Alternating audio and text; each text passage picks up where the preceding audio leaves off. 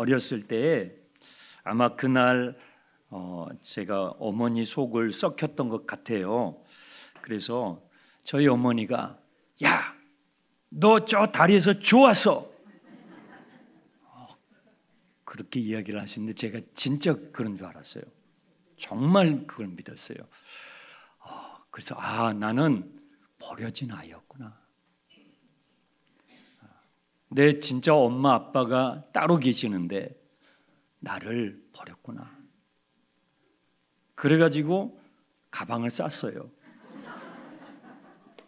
뭐 쌀 게 뭐가 있겠어요, 그 어렸을 때.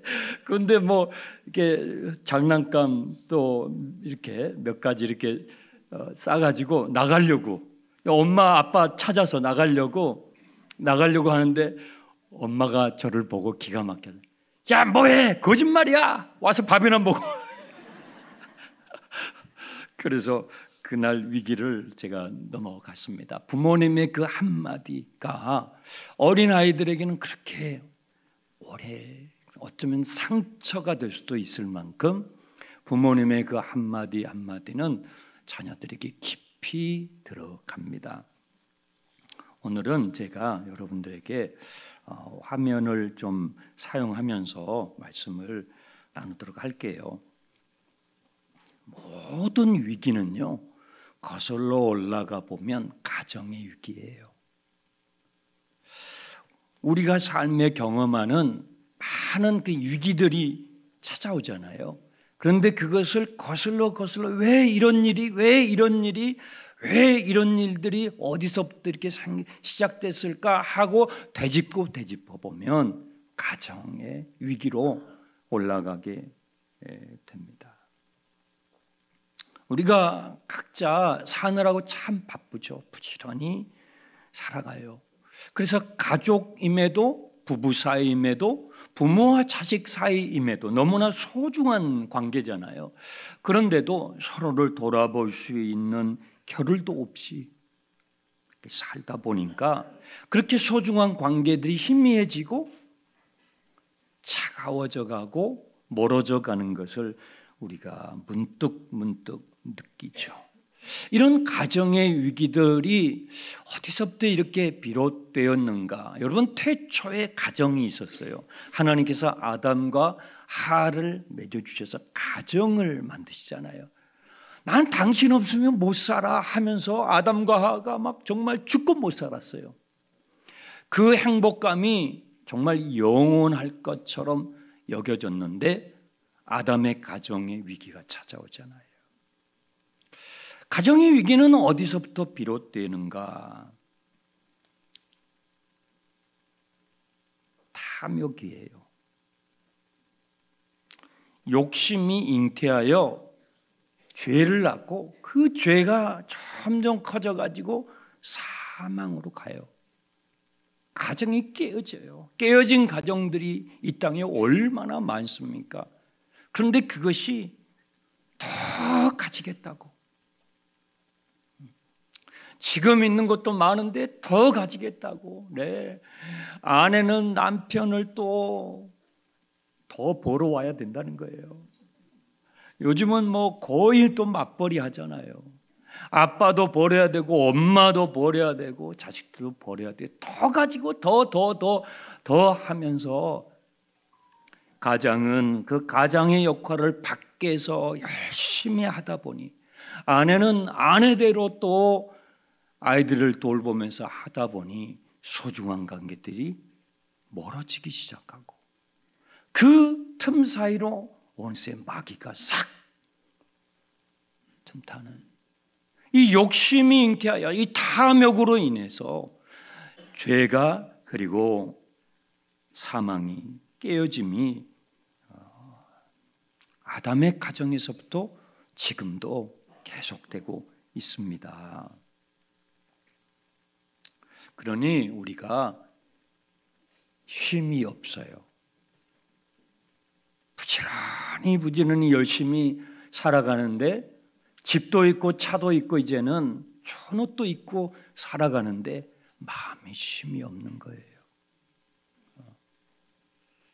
자식들이 나를 본체만치 하는 것 같으면 야, 인생이 이게 뭔가 공허해지고 자괴감이 들고 소외감이 들고 고독감이 밀려오면 나는 꼭 돈 벌어 오는 기계인가 하는 내 인간됨이 그냥 짓밟히는 것 같은 그런 마음이 몰려와요. 마음의 쉼이, 참된 쉼이 없는 거죠. 여러분, 이스라엘 자손들의 가정이 그랬어요. 이스라엘 백성들이 애굽에서 종살이했잖아요. 노예였잖아요. 노예들은 쉼이 없어요. 이스라엘 가정은 쉼이 없었어요. 쉴 수 없는 그 노예의 시스템 가운데서 430년을 살았으니 노예는요, 일하는 기계예요. 일 못하면 가치가 없다고 가차없이 죽여도 그냥 쓰러지는 게 노예입니다.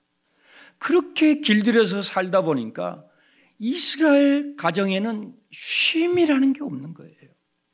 아빠도 엄마도 자식들도 쉼이 없어요. 근데 하나님께서 그들을 애굽에서 끄집어내셔 가지고 광야에서 이제는 그렇게 살지 말아라. 이제는 사람답게 살아야지. 이제는 하나님의 자녀로서 거룩한 가정을 일구면서 살라고 쉼, 참된 쉼을 가르쳐 주시는 그것이 레위기서 23장 오늘 읽은 여호와의 절기에 관한 말씀인 것입니다. 여호와의 절기는요, 히브리 단어로 모에드라고 한다고 그랬습니다. 이것은 그 뜻이 정해진 시간이라고 합니다. 영어 한마디를 써서 죄송합니다.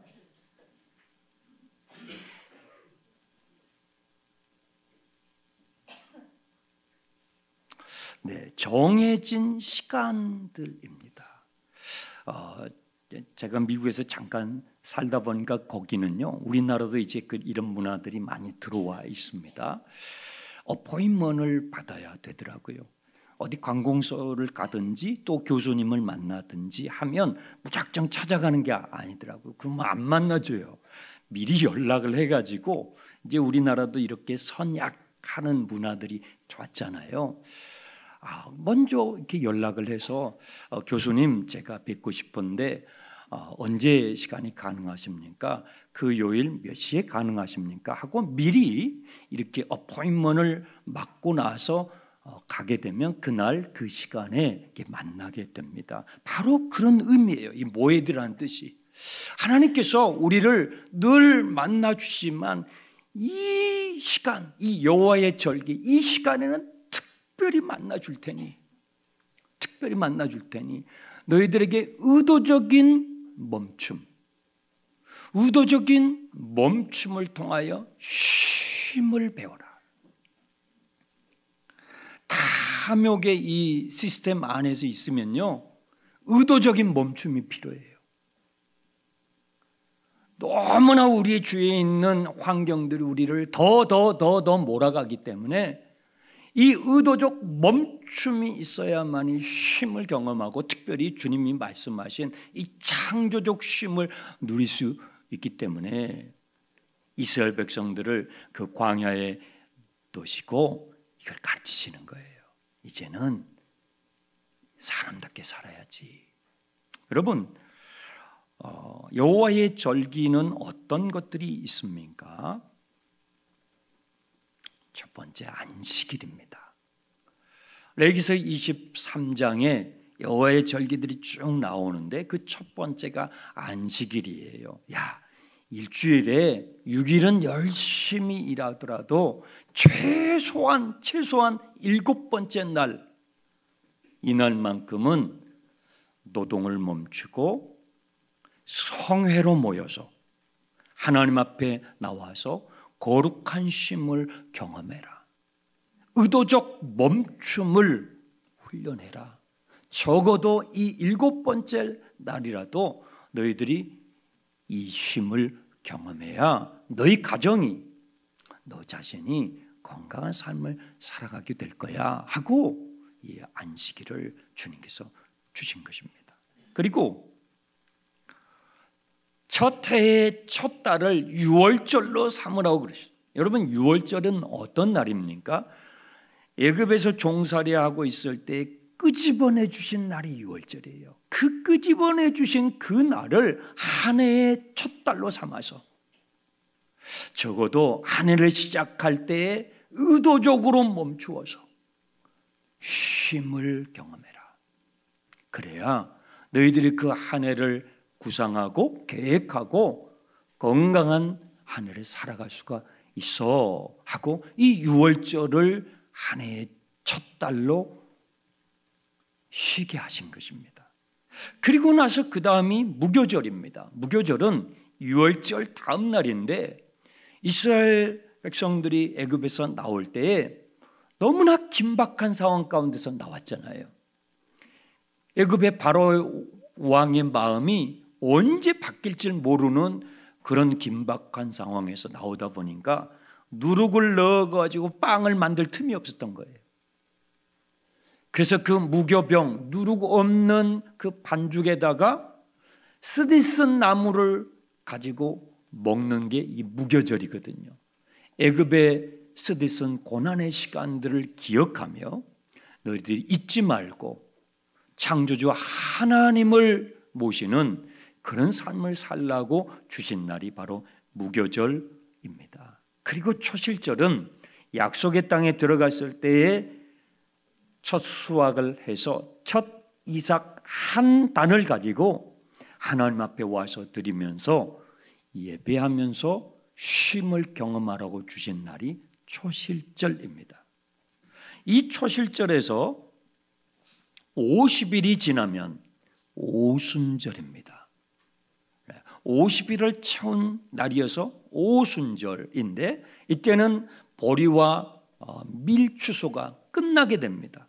그 추수를 끝내고 하나님께 감사하면서 주님, 우리들이 노예였는데, 우리가 죄의 노예였는데 우리를 건지셔서 이곳까지 인도하셔서 이제 첫 수확을 마치게 됐으니 감사합니다 하면서 이 오순절에 모든 손을 놓고 하나님 앞에 와서 안식을 경험할 수 있게 해주신 것입니다. 그리고 나팔절이 있습니다. 이 나팔절은 그 해의 마지막 추수.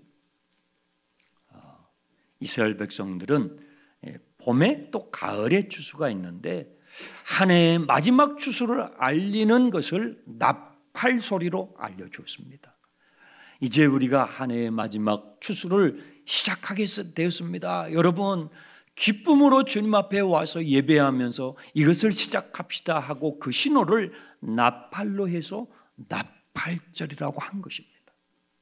그리고 나팔절 다음이 속죄일입니다. 개인적으로 짓는 죄가 있는가 하면 국가적 차원에서 죄를 짓는 게 많아요. 이 속죄일, 대속죄일에는 대제사장이 1년에 이 하루, 이날 지성소에 들어가서 국가적인 죄를 하나님 앞에 속죄하는 것입니다. 그리고 그 성소를 정결케 하는 이 일이 바로 이 속죄일이고, 대제사장은 이날을 위해서 1년 내내 준비하는 것입니다. 너무나 중요한 날이어서 모든 백성들이 일손을 놓고 노동을 멈추고 하나님 앞에 예배하면서 창조적 쉼을 경험하게 되는 것입니다. 그리고 초막절입니다. 이 초막절에는 한 해의 모든 수확을 마치고 나서 뜰에다가 초막을 짓습니다. 이스라엘 백성들이 애굽에서 나와서 광야에서 살아갈 때에는 이렇게 좋은 시설이 없었습니다. 무슨 조명이 있고 무슨 에어컨이 있고 그렇지 않았습니다. 초막을 짓고 나무가지를 꺾어다가 나무 잎사귀를 꺾어다가 초막을 짓고 하룻밤을 보내고 또 이동해서 또 초막을 짓고 하룻밤을 보내면서 40년을 보낸 것입니다.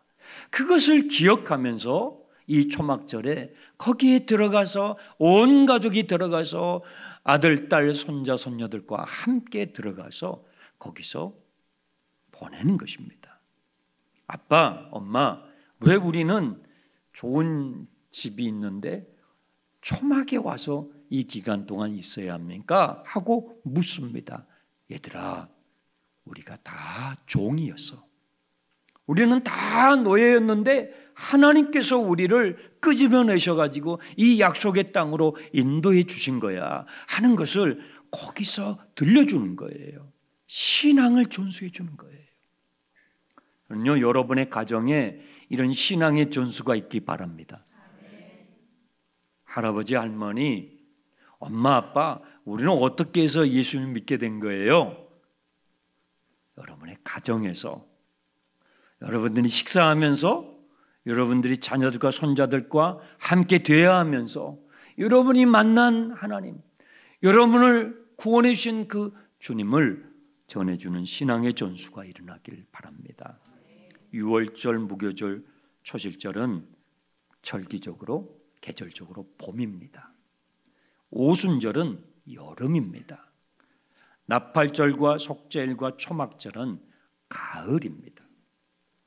그런데 이 여호와의 절기는 가장 중요한 부분을 이제 말씀드릴게요. 이 여호와의 절기는 예수 그리스도와 직접적으로 관련되어 있습니다.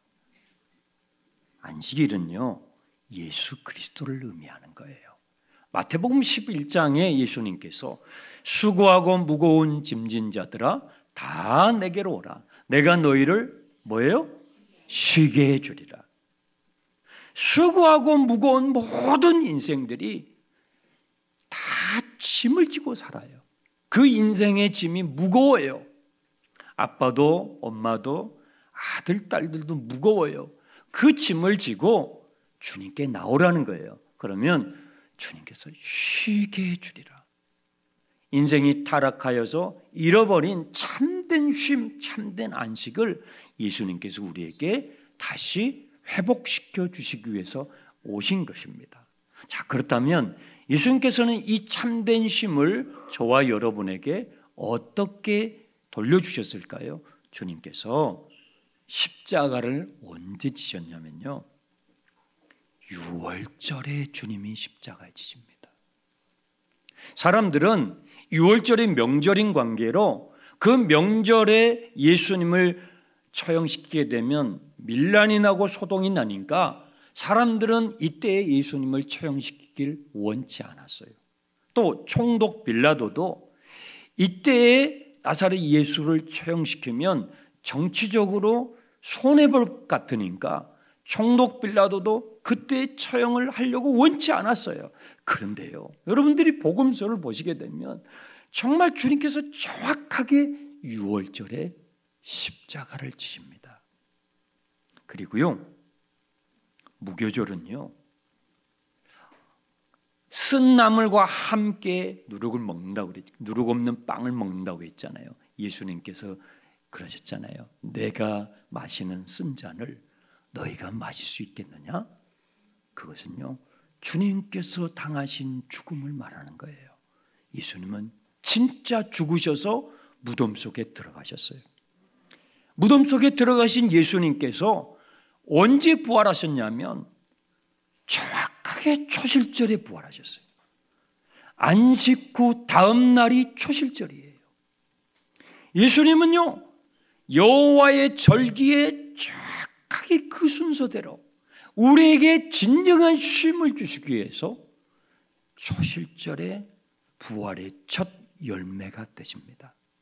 그리고 이 초실절로부터 정확하게 50일이 되었을 때 주님께서 성령을 부어주시는 거예요. 여호와의 절기의 가장 중요한 부분은, 다른 날도 내가 너희들을 만나지만 이 여호와의 절기는 특별하게 정해놓은 날이니 내가 이 날은 특별하게 너희들을 만날 거야 라고 정해 주신 거예요. 그래서 이 날에 하나님께서 자신의 독생자를 이 땅에 보내시는 거예요. 여러분 한번 생각해 보세요. 하나님께서 우리를 위해서 메시아 예수 그리스도를 보내주신다면 유대인들이나 이방인들 된 우리들이 이분이 바로 정말 그분이구나 하고 알아봐야 될 거 아니에요. 알아볼 수 있을 정도로 이 여호와의 절기를 통해서 정확하게 예수 그리스도가 바로 그분인 것을 알아보게 하신 거예요. 자, 그러면 가을 절기인 나팔절과 속죄일과 초막절은 무엇일까요? 그리스도의 재림인 것입니다. 데살로니가전서 4장에 주께서 주의 호령과 천사장과 그 나팔 소리와 함께 재림하실 때에 잠자는 자들이 일어날 것이요, 그리스도의 재림을 말씀하십니다. 하나님 나라의 복음은요, 처음부터 종말론적입니다. 주님은 시작과 끝이세요. 여러분, 주님께서 우리를 위해서 십자가에서 죽으시고 부활하시고 승천하셔서 성령을 부어주신 것이 역사적 사실이라고 한다면 그리스도의 재림 또한 분명한 사실입니다. 이것이 우리에게 진실로 믿어질 때, 이 놀라운 복음이 진실로 우리의 마음에 믿어질 때 우리는요, 분주한 우리의 일상 가운데서도 우리의 영혼의 쉼을 누리는 것입니다. 사랑하는 성도 여러분, 여러분의 가정에는 이 창조적 쉼이 있습니까? 여러분의 자녀들은 이 창조적 쉼을 누리면서 살아가고 있습니까? 여러분, 이제부터라도 하나님의 시간표, 여호와의 절기는 하나님의 시간표입니다. 모세는요, 40살의 모세는 이런 것 몰랐어요. 그냥 세상의 시간표대로, 세상의 욕망대로 끌려서 살았어요. 그런데 80살의 모세는요, 이제 하나님의 시간표를 알게 돼요. 자기의 남은 삶을 하나님의 시간표를 따라서 살아갑니다. 그 마음에 쉼을 경험하면서 살아가는 것입니다. 탐욕을 부추기는 이 세상의 흐름에 저항하며 여러분의 내면의 쉼을 경험하는, 장차 하나님의 나라 천국에서 완성된 그 안식을 누리겠지만 지금 여기에서 살아가고 있는 이 현실에서 그 창조적 쉼을 계속 경험해가는 여러분의 삶이 되시길 주님의 이름으로 축원합니다.